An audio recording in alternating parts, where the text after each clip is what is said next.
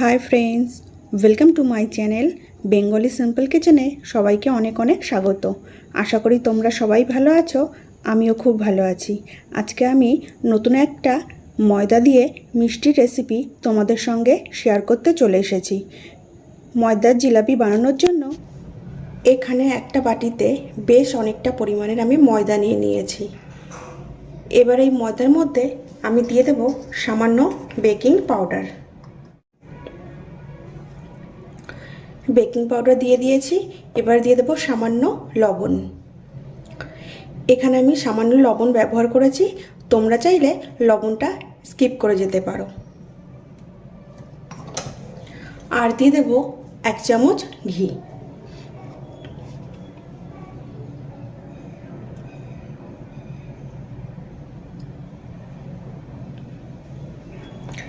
এখানে ঘিয়ের পরিমাণটা একটু বেশি দিতে হবে। ময়দার মধ্যে ঘি, বেকিং পাউডার আর সামান্য নুন আমি দিয়ে দিয়েছি। এবার খুব ভালো করে আমি হাত দিয়ে মেখে ময়াম দিয়ে নেব।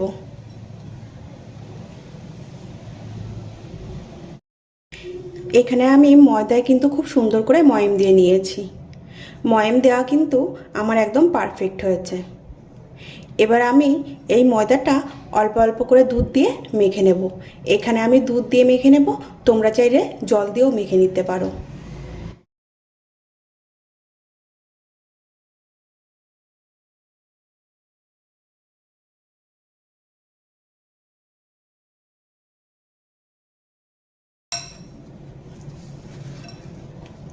প্রথমে আমি যেটুকু দুধ দিয়েছিলাম সেই দুধটুকু দিয়ে কিন্তু আমি মেখে নিয়েছি।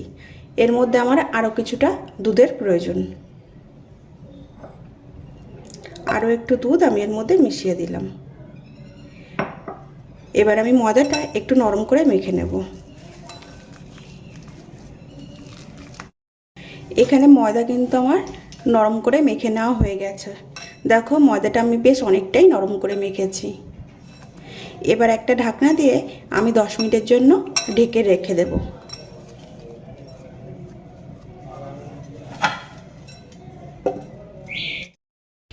এখানে আমি একটা কড়াই নিয়ে নিয়েছি। কড়াইয়ের মধ্যে দিয়ে দেব 1 বাটি চিনি। আর এই বাটিটার মাপেই দিয়ে দেব 1 বাটি জল।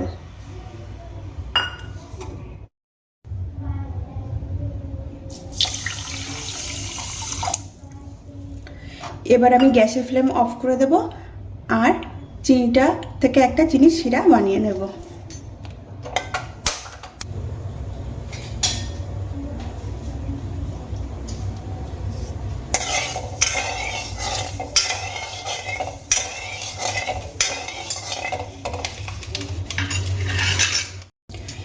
এখানে দেখো বন্ধুরা, চিনি কিন্তু আমার গলতে শুরু করে দিয়েছে। এবার আমি এর মধ্যে দিয়ে দেব 2টো এলাইচি।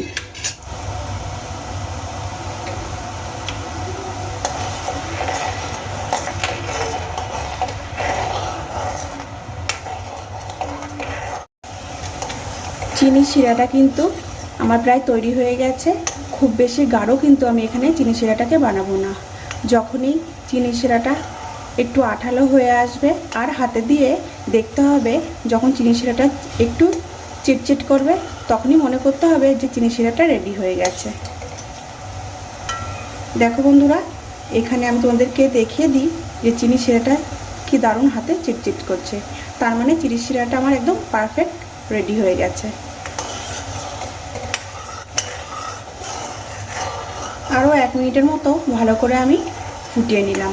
এবার আমি গ্যাসের ফ্লেম অফ করে দেব। এখানে 10 মিনিটের জন্য একটা ঢাকনা দিয়ে ময়দাটাকে ঢেকে রেখেছিলাম। এবার আমি ঢাকনা খুলে ময়দাটা বের করে নেব আর আরও একবার খুব ভালো করে আমি একবার মেখে নেব।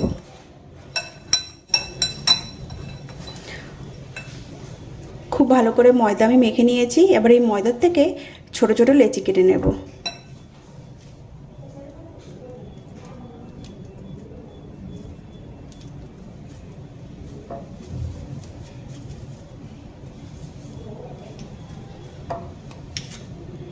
এখানে দেখো বন্ধুরা, আমি ছোট ছোট করে লেচি কেটে নিয়েছি।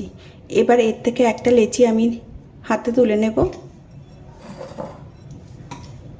আর এইভাবে একটু হাত দিয়ে প্রেসার দিয়ে দিয়ে লম্বা করে বানিয়ে নেব রোলের মতো। দেখো এখানে একটা লম্বা রোলের মতো আমি বানিয়ে নিয়েছি। এবার এটাকে আমি ছানা জিলাপির শেপে গড়ে নেব।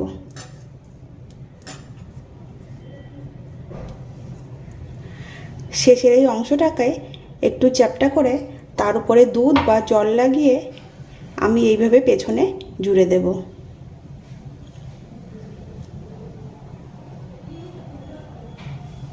দেখো বন্ধুরা, একটা আমি একদম বানিয়ে কমপ্লিট করে নিয়েছি, বাকিগুলো একইভাবে আমি তৈরি করে নেব। দেখো সমস্ত জিলাপির আকারে কিন্তু আমি গড়ে নিয়েছি। এবারে এগুলো আমি তেলে ভেজে নেব। এখানে আমি কড়াইতে তেল দিয়ে দিয়েছি আর তেল কিন্তু আমার হালকা গরম হয়ে গেছে। এবার তেলের মধ্যে আমি জিলাপিগুলো ভেজে নেব।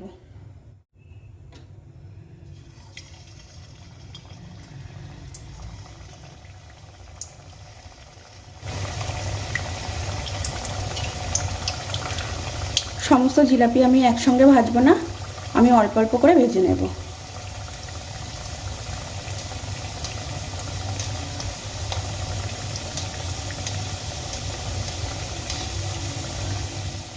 এখানে আমার জিলাপিগুলো লাল করে ভাজা হয়ে গেছে।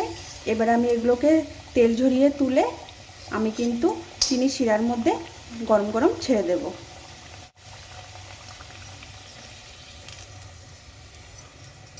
এখানে কিন্তু আমি সাইজটা একটু ছোট করেছি, তোমরা চাইলে বড় বড় করেও বানিয়ে নিতে পারো।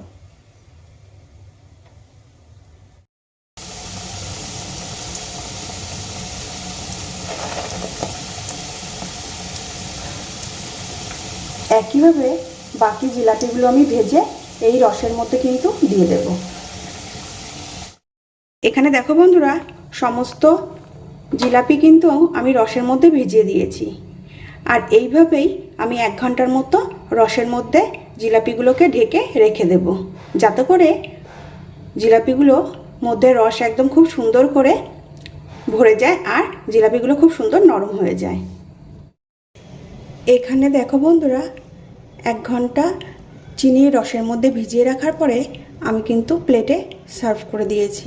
দেখো কতটা নরম আর তুলতুলে হয়েছে, সেটা কিন্তু দেখলেই বোঝা যাচ্ছে। এবার আমি তোমাদেরকে এখান থেকে একটা কেটে দেখিয়ে দেব।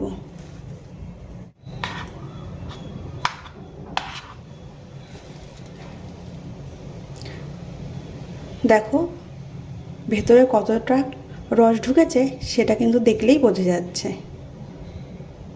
ভীষণই নরম আর খুবই সফট হয়েছে।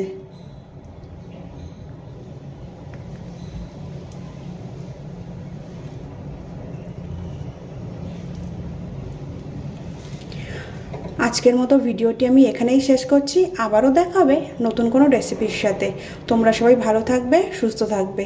সম্পূর্ণ রেসিপিটি দেখার জন্য সবাইকে অনেক অনেক ধন্যবাদ।